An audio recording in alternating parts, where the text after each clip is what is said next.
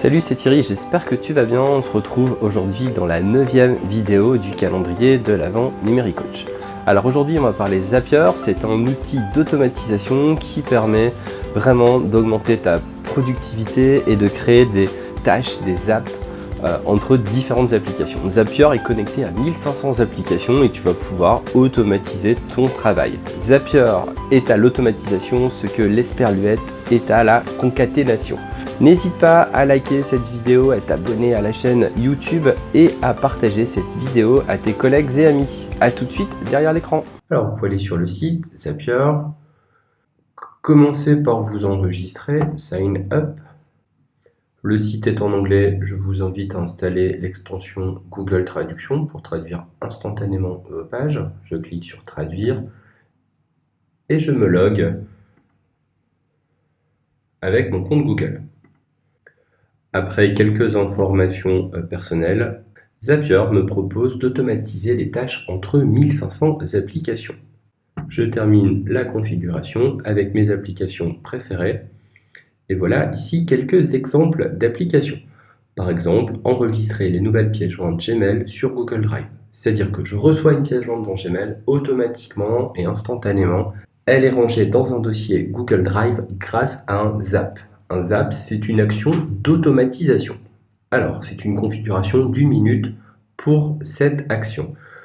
Je peux ici enregistrer les nouveaux emails Gmail correspondant à certaines caractéristiques dans une feuille de calcul ou envoyer des emails via Gmail lorsque des lignes de Google Tableur sont mises à jour. Voilà, vous voyez plein d'exemples d'automatisation au sein des outils de la G Suite. Mais vous pouvez très bien connecter d'autres applications. Par exemple, je vais connecter ici Gmail avec Trello, qui est un excellent outil pour gérer les tâches et les projets.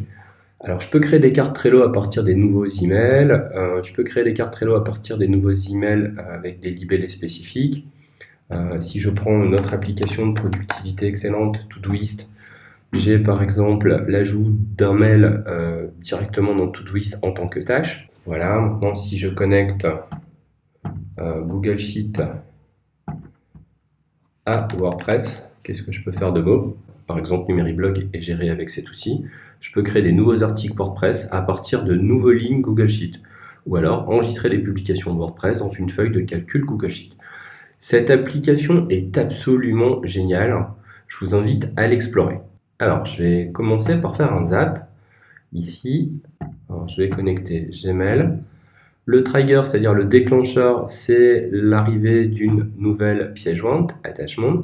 Je continue la configuration. Vous voyez ici, c'est plutôt didactique. Je sign in avec Gmail, c'est-à-dire que je m'authentifie. Et j'autorise ici les actions suivantes. J'autorise, hop, je continue la configuration.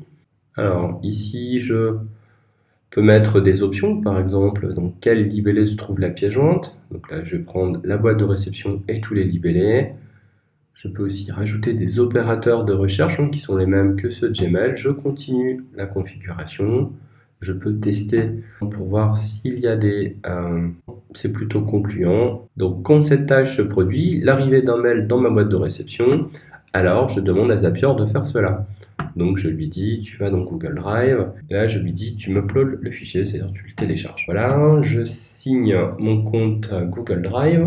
J'autorise les actions suivantes. Voilà, je peux lui indiquer effectivement des options. Dans quel drive je souhaite mettre effectivement ce dossier. Ça peut être un drive partagé, dans quel dossier ou sous-dossier, etc., etc. Zapier m'indique que mon zap est prêt. Dès lors que je vais recevoir un mail avec une pièce jointe, il ira se ranger dans le drive concerné.